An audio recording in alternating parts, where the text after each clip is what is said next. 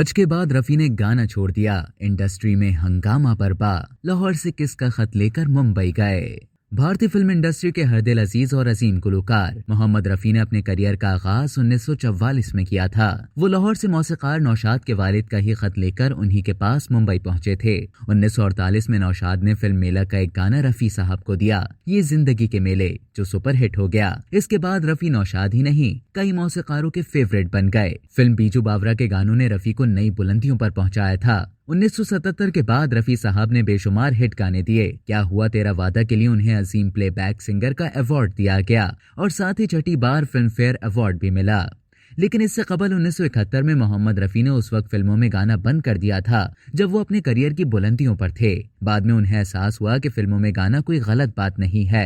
ये उस जमाने की बात है जब रफी साहब हज पर गए थे और उनसे कहा गया था कि आप हाजी हो गए हैं, अब आपको गाना बजाना बंद कर देना चाहिए। रफी लोगों की बातों में आ गए और गाना छोड़ दिया। रफी की जानिब से गाना छोड़ने पर फिल्मी दुनिया में हंगामा खड़ा हो गया, क्योंकि ये वो दौर था जब रफी इंतहाई मकबूल थे और लोगों के दिलों पर छाए हुए थे।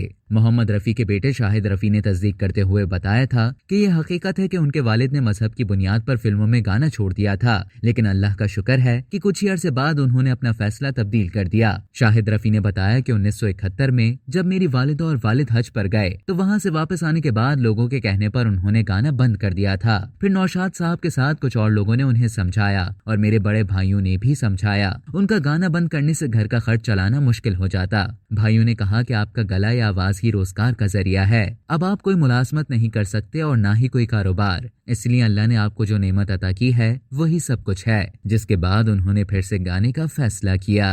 अब तक के लिए इतना ही। मज़ीद इसी तरह की मालूमात हासिल करने के लिए डेली जंग के YouTube चैनल को सब्सक्राइब करें और Facebook के पेज को लाइक करना ना भूलें।